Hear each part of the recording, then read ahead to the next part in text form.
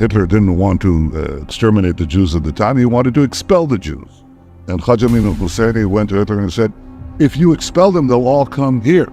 So what should I do with them? He asked. He said, burn them. Pendant la Seconde Guerre mondiale, une rumeur prend de l'ampleur. Le grand moufti de Jérusalem, Amin al-Husseini, aurait conseillé à Hitler d'exterminer les Juifs. Mais les historiens sérieux réfutent cette idée. Al-Husseini a bien rencontré Hitler en 1941, mais aucune preuve ne montre qu'il ait eu une quelconque influence sur la Shoah. Cette rumeur, pourtant, a servi à diaboliser durablement les musulmans dans l'opinion occidentale, en les associant au nazisme. Une rumeur ancienne, mais toujours utilisée aujourd'hui pour alimenter haine et division. Les bébés par le Hamas. Un témoignage particulièrement difficile, voire insoutenable.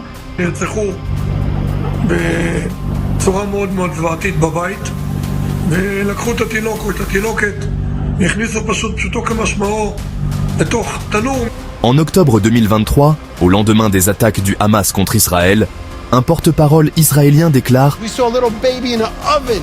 They put him in, these bastards put these babies in an oven and put on their oven. We found the kid a few hours later. L'image est insoutenable et les réseaux sociaux s'embrasent. Joe Biden lui-même évoque ces faits avant de se rétracter. Mais l'armée israélienne n'a jamais confirmé cette accusation. Des journalistes sur place non plus.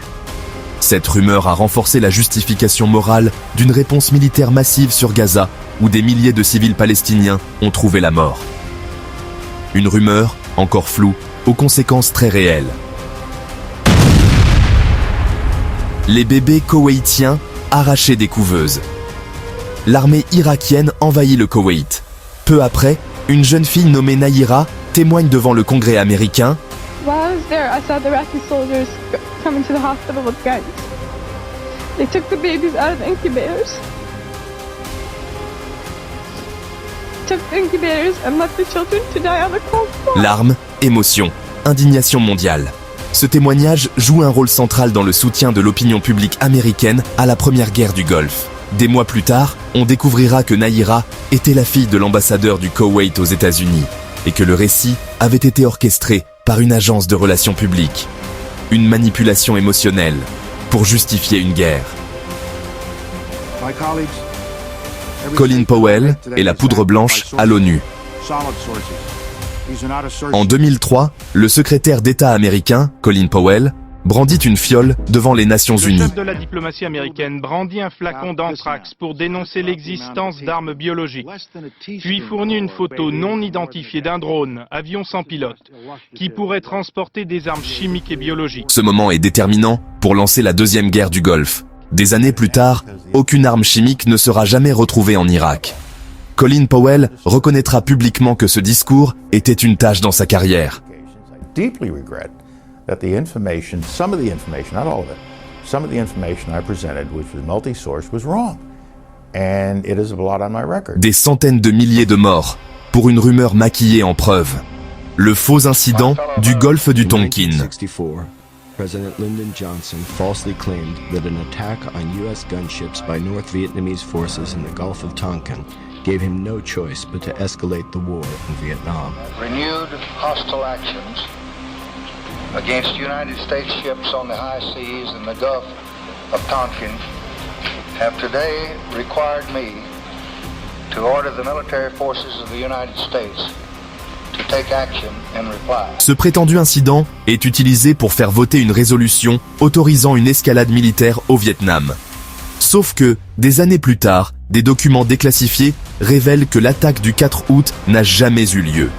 C'était un malentendu, voire une manipulation. Résultat, des millions de morts vietnamiens et plus de 58 000 soldats américains tués. Tout a commencé avec une fausse alerte. La guerre en Libye et les 6 000 morts imaginaires. Pour justifier une intervention militaire en Libye, des officiels affirment que Muammar Kadhafi massacre son propre peuple, avec 6 000 morts à Benghazi. Nicolas Sarkozy et d'autres dirigeants occidentaux poussent à une intervention humanitaire. Mais un rapport du Parlement britannique en 2016 conclura qu'il n'y avait pas de preuves de massacres imminents à grande échelle. La Libye est aujourd'hui un pays dévasté, livré à des milices et à la guerre civile. Encore une rumeur, pour une guerre qui ne disait pas son nom. Le génocide du Rwanda, la radio de la haine. 1994, au Rwanda, une radio, Radio 1000 Collines, diffuse chaque jour des rumeurs alarmistes. Cette propagande enflamme les esprits. En l'espace de 100 jours, près d'1 million de personnes sont massacrées.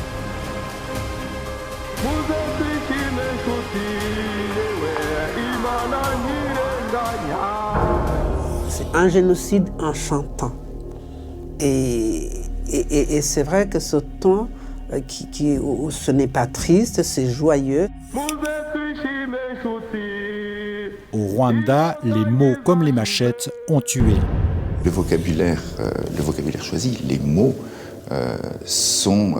peuvent être totalement assassins.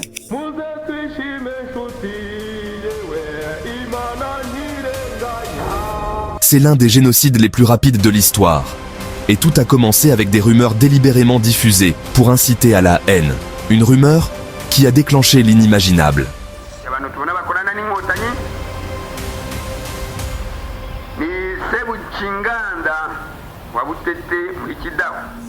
Les miliciens, ce qu'on appelle les Interahamwe, ils ont la radio dans une main et la machette dans une autre. Ce sont deux éléments qui fonctionnent ensemble. L'Iran et la bombe nucléaire. Rumeur permanente. Is getting extremely close. Less than a year. Weeks away. By next summer, only a few months, possibly a few weeks. Within 15 years. Is getting extremely close. Depuis plus de 20 ans, on nous répète que l'Iran est sur le point d'obtenir l'arme nucléaire. Pourtant, en 2015, un accord encadre son programme. La IEA confirme à plusieurs reprises que Téhéran respecte les limites. Ce que nous avons informé et ce que nous avons rapporté, c'est que nous n'avions pas, comme en coïncidence avec certaines des sources que vous avez mentionnées ici, que nous n'avions pas de preuve d'un effort systématique pour passer à une arme nucléaire. Depuis, chaque année ou presque, des responsables politiques annoncent que l'Iran est à quelques semaines de la bombe. Mais toujours, aucune preuve. Alors, est-ce une réalité dissimulée ou une rumeur bien utile? Rumeur ou réalité? Le temps nous le dira. Affaire à suivre.